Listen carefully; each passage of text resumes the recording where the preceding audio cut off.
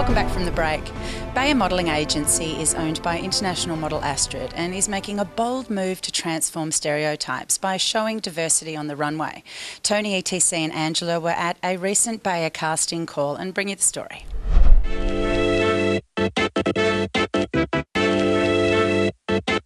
As you can see, the gorgeous models behind me, and we are at the Bayer Modelling Agency promotional event for every models out there.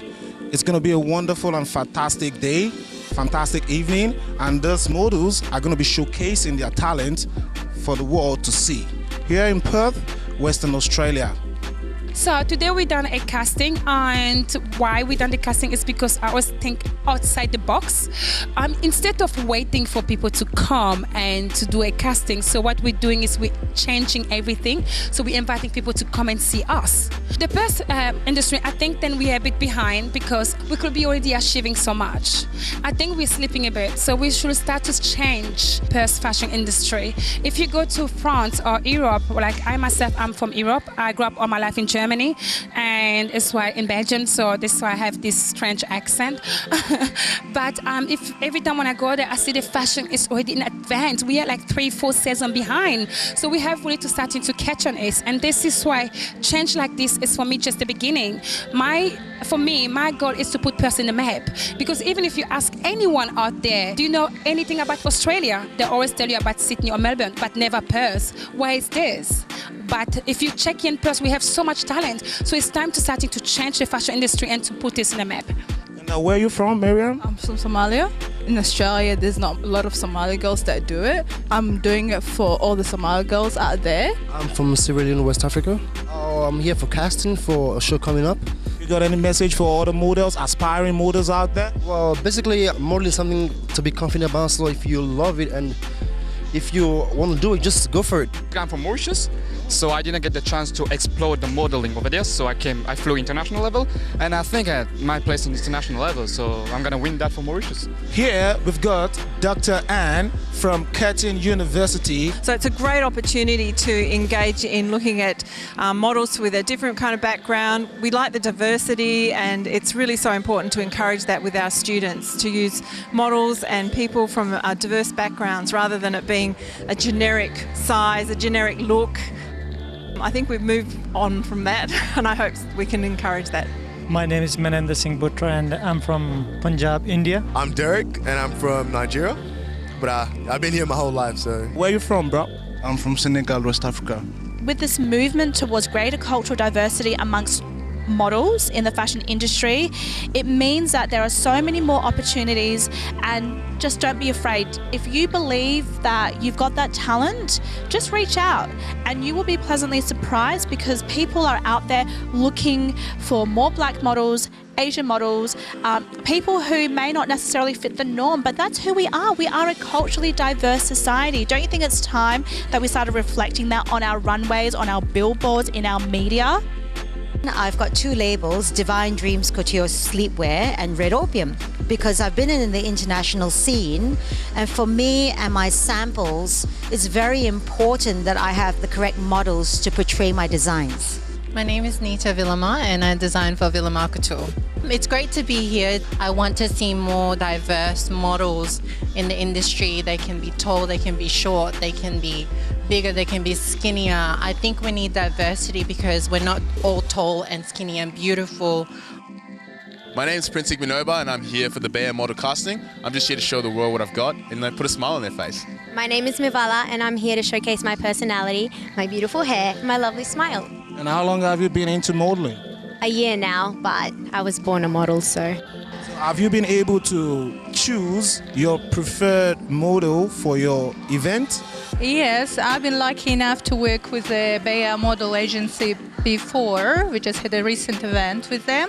So some of them I know quite well, and some new faces, yeah, definitely. And as many of us know, in the fashion industry, we don't have enough diversity. So we're trying to change this. We have to work more harder to find jobs for them. So this is why we're changing all the concept that has been happening for years. So we are actually, I think we are the first model agency here in Australia to do a casting just for model and inviting different designer.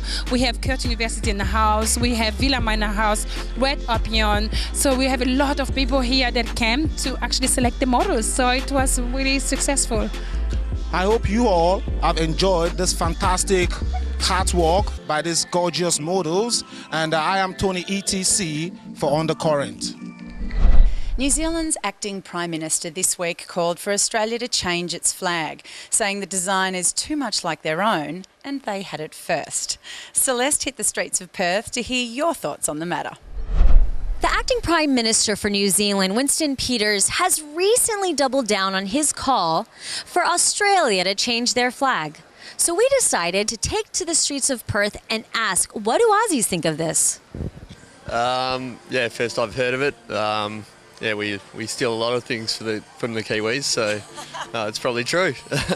Well, I think that's linked to the bigger picture issues of Australia as a republic and Australia's future as in that dimension. So I would think we should pursue it on that path. The flag as it is a representation of that period in history. If we move to another period in history, which I anticipate will happen, that'll move to a republic, then I think that would be the time to look at the flag. No, I think it's been the way it is for a long, long time, and we should keep going the way it is. They're similar, obviously, but they're not exactly the same. So there's no reason why to do so. I'm not exactly sure who had who's first, and I suppose it doesn't really matter. Our flag is our flag, their flag is their flag. We have a very good relationship with New Zealand. I'm not sure why we need to affect that any more or any less. Well, I think that our flag should be changed because it's upsetting to Aboriginal people, and I think that our flag should represent all of the community in Australia. The Indigenous people are a really important part of that, and I think that a change is timely. So if Australia were to decide to change their flag, what do you guys think it should look like? Yeah, there's a few good designs floating around, during the Republic debates and that kind of thing. So, yeah, something that kind of maybe pushes out the Union Jack and reflects something more modern Australian. Well, I think you could have some reference to a Union Jack in some form as a symbolic representation of the history, but then I think basically I just put all the stars over it and maybe a little tiny reference to the history of Australia as part of England. I wouldn't support it changing. There's a lot of people who have fought for that flag, for want of a better word. I certainly fought for the right of Australia and those sort of things, and so I wouldn't entertain what it would look like. I think it's fine the way it is. Why do we need to change?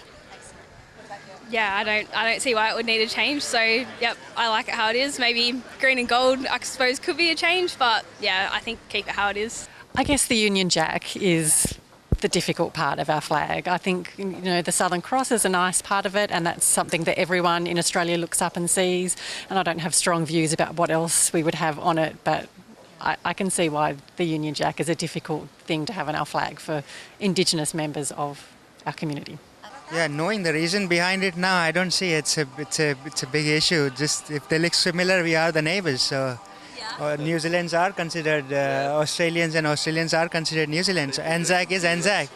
Absolutely. It is all right to be similar but slightly different. We are not really too far off. So this has been Celeste reporting to you for Undercurrent. Last week, Max brought you some interesting insights into Perth's emerging music scene, and this week he's bringing you some more. He followed up with a few more up-and-coming music artists. Being in an emerging band is fun, exciting, but most of all, challenging. In a traditionally isolated city, we found out what it's like to be an upcoming artist from Perth. Hey guys, I'm Capano and I'm here today with Max. Thanks, Capano. How long have you been involved in the music scene in Perth? So I've been involved in Perth's music scene for about 2 years now. I started off as a solo musician and then I was with a band for about a year, but now I've gone back to being solo, and yeah, I love Perth's music scene. I think there's something pretty special about it. Do you find it hard to get exposure in Perth? Yeah, I think Perth is very interesting because it's very easy to live in a thing which is like a Perth bubble. At the moment, I feel like being a local artist, I am in this bubble that is Perth. There's honestly a gig running every night here across Freo, Northbridge, and the city. So it's easy to get a lot of local gigs. Like I do around maybe 3 to 6 a month. But in terms of like breaking out of what Perth has to offer and thinking ahead and broader like Melbourne and Sydney, I think that takes a lot of systematic planning to achieve.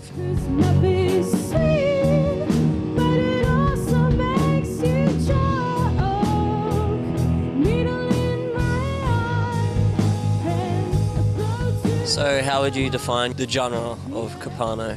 Yeah, sure. So to put it simply, it's kind of synth pop, so inspired by bands like New Order, Eurythmics. I really enjoy female artists such as Kate Bush, Bjork and Goldfrapp. So yeah, I've got a lot of like electronical influences. Specifically in Australia, really love what Kimbra's doing right now. I feel like I closely connect with the music she's making, as well as like Vera Blue and stuff. Would you have any advice for anyone wanting to make waves in Perth? Yeah, I think like it all starts small. Like I started doing open gig nights at events that were running at Amplifier, and just feel free to just message any venue that's around. So like 459 is a really good place for smaller bands to start off with, and then work your way up to venues like the Bird, like the Rosemount. I think everyone in Perth is willing to have a really great range of bands and artists to play their live shows, so it doesn't hurt being the person who asks them rather than just waiting around for them to ask you. Hey, I'm Austin. I'm the lead singer for the Fuzztoads. Hello, I'm Willow. I'm the guitar player for the Fuzztoads, one of two. And I'm Nathan. I'm the bassist of the Fuzztoads. How did you get to Fuzztoads in your path as a musician? How long have you wanted to be a musician for? When I turned about 16, I decided I'm going to get a guitar and be really cool. And from there, I sort of figured out it was my passion. A couple of years after that, created the Fuzztoads with Michael as another original member. And at the time, we had a different drummer, and I was also playing bass while singing. But over time, we've sort of expanded, decided we needed more members to fill out our sound, and we've picked up some musical derelicts along the way. Give it to you, Willow. Yeah, so I'm the most recent member, I suppose. Joined a couple weeks before we did the single launch for Ovals, and yeah, the star power of the band, I would say, added the extra spice. Would you say? I don't know. And I joined probably about a year ago when Austin decided to move just to singing, so I came on board playing the bass.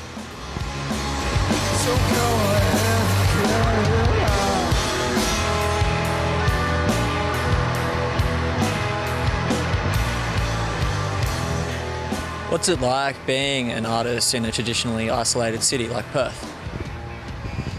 I think it has its positives and its negatives, but for me, I think if you're really into music and you really know what you want to do, then it's not going to matter where you are. You're just going to find a bunch of people and you're going to smash it out. I think it's great actually, because like everyone knows each other in Perth. Always like there's so many bands that just have the same members in other bands, and I think that's like a good thing actually, because like yeah, exactly, you like support each other, make your buddies, and like see heaps of the same people at shows, so it's like really tight, good community. Yeah, I find it's very communal.